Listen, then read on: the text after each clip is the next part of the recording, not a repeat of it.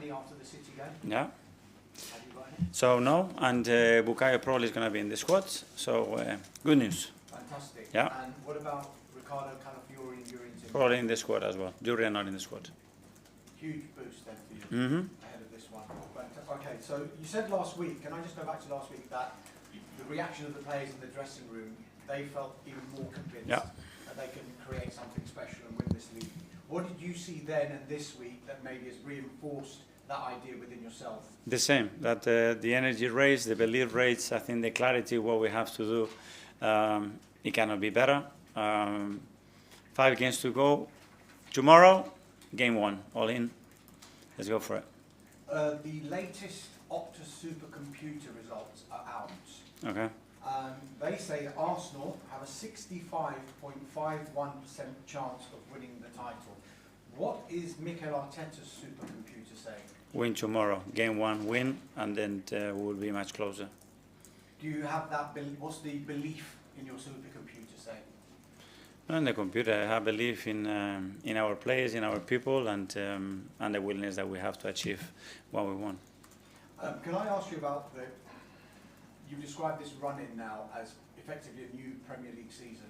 Do you feel with this new season you've got to be perfect? I don't know. It's 5 games to go, 4 weeks, 2 big competitions to play for, and everything to play for. I mean, if somebody would have told us at the beginning of the season, we would have taken it, and we are so excited. And tomorrow is game 1. If both teams were to do it and win all of their remaining 5 games, it's going to come down to goal difference, maybe even goals scored. With that in mind, does that change any part of your approach and maybe team selections as well, because of the fact that you might need to score more goals than just simply winning a game? Yeah, we don't know. That's we are just talking about a lot of possibilities. The first thing that you have to do and the right to win the game, and then win it, and then depending on how the situation is, you can think about something else. But the priority is that you have to be better than the opposition and the right to win the game and win it. That's the first thing. There have been so many crazy finishes in Premier League history. There's also been one in Scotland as well, in particular. Let me take you back to 2003. I'm sure you might remember this because Rangers and Celtic were fighting for the title, and a certain Mikel Arteta scored a when I was playing, yeah.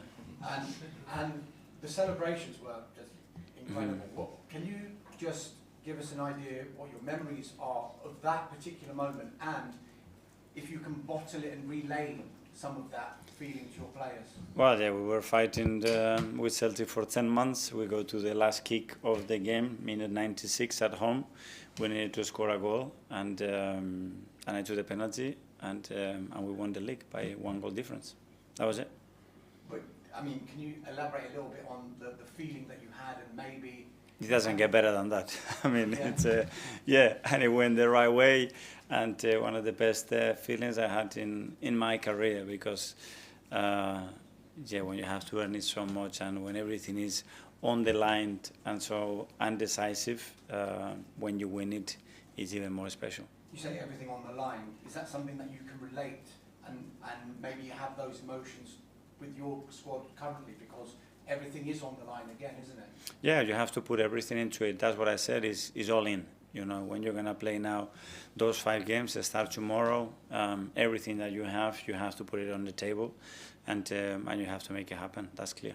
Final one from me, Mikel. I'm sure you saw the news with Chelsea and the sacking of Liam Rosenior. Could I just get your reaction to that? Were you surprised, and does it make you even more grateful to be working at a club where you've shown so much support? Yeah, well, it's always sad to see a colleague leave a club, and especially when we are so close to the season. At the end, the clubs are here, and they started to make decisions. We know the scrutiny and the demands on our jobs, and we know that the only thing that matters at the end is winning a lot of football matches. That's it. Thank you. Mikel, you use different inspirational techniques to inspire your players throughout your time at Arsenal. Will you do anything different? Have you done anything different this week to help them in these next 5 games? Well, every game we do something different to inspire them, to guide them, to talk about specific topic maybe on the day, and this week we didn't have to do much, to be fair. The energy has been so good. The weather helps as well so much. It's been beautiful. We know it's so clear what is at stake, how much we fought for this with our people, and now we have to do it on the pitch.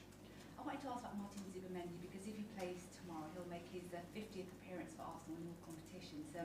I was at the Bournemouth game, and there was a moment that went viral afterwards of him being consoled by his teammates, and then again after the Sporting game, when he got the player of the match award, all the players ran to him and were hugging him, congratulating him. I just wanted to get a sense of what his relationship with the players within the squad is like, and has he gone through highs and lows recently? Because he plays a lot of minutes, and we see these moments sort of separately within games, and fans are left wondering what is going on with Martin Zubimendi. How is he?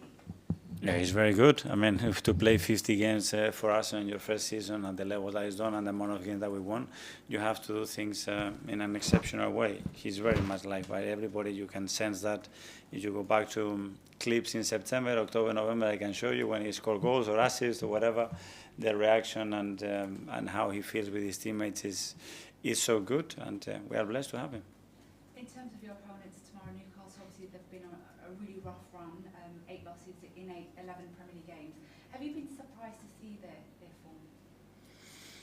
Well, we know the difficulty of the league. I'm very clear that the ability and the quality of Newcastle, what Eddie has done with that team and continues to do, we know how tough the opponent is going to be tomorrow. We have to be at our best. If we do that, we're going to have a big chance to win it.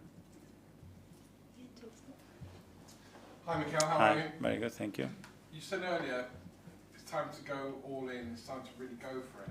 Does that mean next 5 games your team may be playing with a little bit more freedom than they would have done up to this point of the season, because goals could be so important?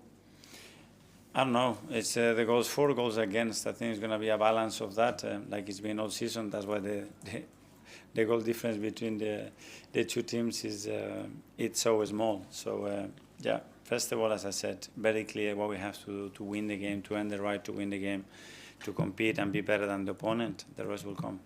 Because the other night when City won 1-0, there kind of was a feeling that, yeah, they won 1-0 to get 3 points, but actually that wasn't a good result. 3, 4, 5 would have been a much better result. Is that how a manager sees things? It's always better to win 3, 4 or 5, but you play in the Premier League and every opponent is very difficult. Very much going into the next 5 games at the end of the season, is it now, in your mind, everything to win or an everything to lose situation? Everything to win. I mean, when we are in the position that we are playing the 2 biggest competitions that we had this season, the position that we are in, I think it's a simple answer. What are you personally going to do differently this year, this time round, to what you've done the last 2 or 3 years? Yourself? Every game will be different. Focus on the priorities and the things that we can do to help the players arrive in the best state possible with the team. Make sure that we have all the players available, which is one of the most important things, and a big lesson that we learn from it, and give them confidence, trust and belief that we're going to do it. That's it. Finally, for me, there was some criticism of Declan Rice's performance last week at Manchester City, which I personally thought was quite amazing, because I think he's one of the best players in his position, not only in the league but in the world. How do you feel when you see some of your main players and sometimes they're not as appreciated, let's say, as they maybe should be? Well, I do. We do. We know the player that we have, how blessed we are to have him. The season that he's having again has been absolutely outstanding, and that's it. It's about the next performance, and now it's Newcastle, it's tomorrow, and I'm sure he will step up again and make the difference for the team. Thank you. Good luck. Thank you. Hi, Mikel. Hi. When you mentioned the new, did you see that almost as a mental thing? Sorry, my voice is. Did you see it as more mental than anything tactical or anything like that, because of how long this season has been, and obviously this week you've had a full week to kind of prepare? Well, it's a reality as well, and the context of the 2 teams and where we are in the table and the amount of games that are left.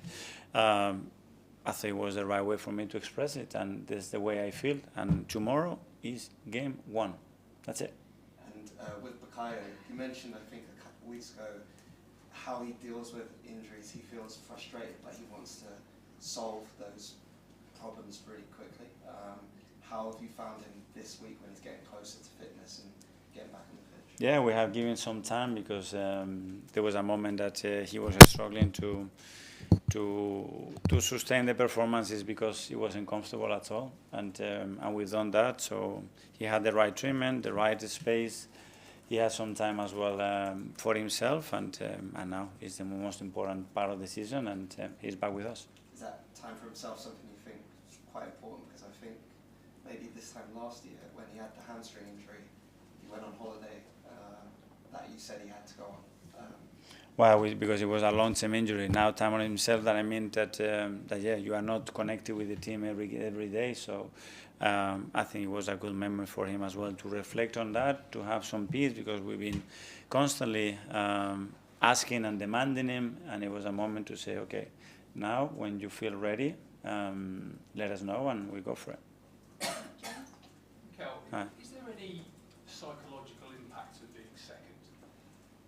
No, for me no. Because you've been top, everyone talks about how long you've been at the top of the table. Is it, when you talk about this being game one, is that the idea to just to reset and almost ignore the table? No, because before the psychological effect was that we were getting chased for many months. So what is better, what is worse? At the end, we know what is the best thing. Win the next game. So if you need the psychological effect, is stop, regardless of where you are, because you win the game. And you've talked a lot about availability being really important at this stage of the season. Do you finally feel you're getting to that point now? Kaya coming back, you've still got a couple out, but you've got the vast majority. I hope now we need to get the best version out of them. So being available is not enough. Being available with your best version is what we need in this state of the season. But at least they are with us. They make us certainly stronger. We miss them, and now all the players as well that they just come back as well. They're gonna have more games, more minutes, and hopefully we will see better performance as well.